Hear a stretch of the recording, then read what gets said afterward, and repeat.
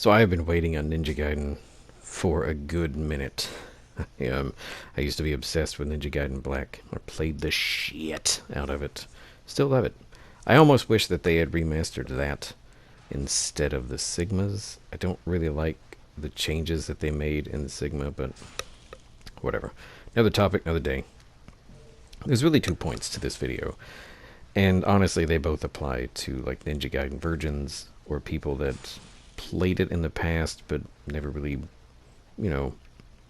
put a lot of depth into it or time, whatever.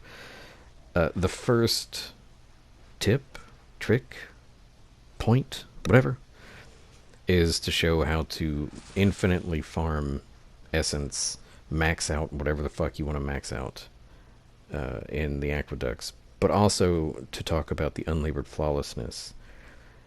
Why I fucking love it, and why it's why it can be good to add to your bag of tricks. Why I think it's fun to play around with, basically. So, to the first point, in the aqueducts, when you come down here the first time, you'll get the Jewel of Demon Seal, and you'll be forced into an encounter with these bugs with like a 30-second or something so timer. Kill them all, go back up in the elevator, and then if you come back down, there will be a second encounter with X amount, maybe like 60, maybe more on higher difficulties, I can't recall. So what you don't want to do is you don't want to kill all of them.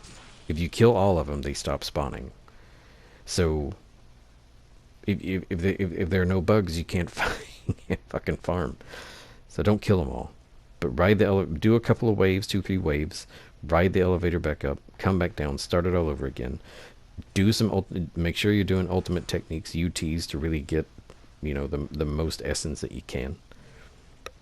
And then ride it back up. Rinse, repeat until your essence is maxed out, and then you can go buy all the elixirs you want, all the talisman of rebirths that you want, upgrade all your weapons, whatever the fuck you want to do. What I don't really suggest is maxing out your essence and then just going about the game, because once it's maxed, you're not accruing anything else, so there's really no point. And you're going to get a ton of essence later on in the game anyway, like just as you play, most part.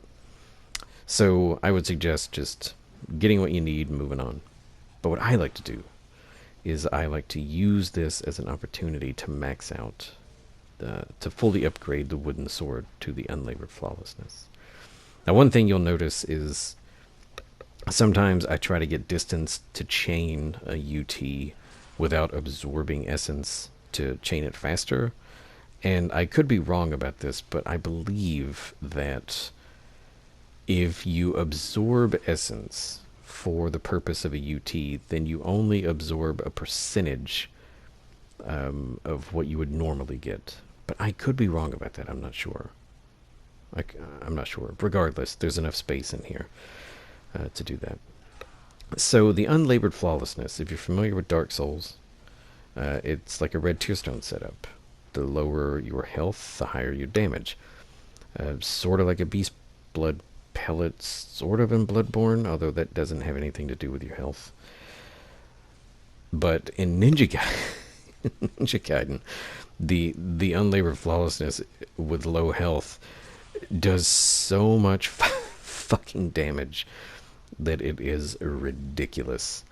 And I mean, yes, it does require sort of understanding of the game. It does require maybe some good controls, some good fluidity of control over Ryu and the camera, and sort of knowing boss mechanics, sort of. But you can use Talisman of Rebirths, just in case you die during a boss fight to, if you're not hitting it with a UF, you can use a Talisman of Rebirth. But I would argue that if you're using the UF and you do die, when you do die, you've probably already done a significant amount of damage to whatever boss you're fighting. So then you can just go into whatever weapon of choice that you want to use. And I'll show a boss fight here in a second at the end of this level, the dragon, just to show how fucked up the UF actually is. So yeah, upgrade the wooden sword all the way to the UF. Make sure that your health is low. Right before this boss fight, the dragon, there are lots of bats in the area. You can use that, and you can let the bats bite at you until your health is really low. Also, there's an encounter when you come in here with some enemies, and you can get your health low there. It's whatever you want to do. So the thing with this dragon boss is you want to damage his legs until he staggers, basically, and puts his head down. And normally it takes a second, because you do next to no damage on his little fucking legs. You know, you just want to go after his head.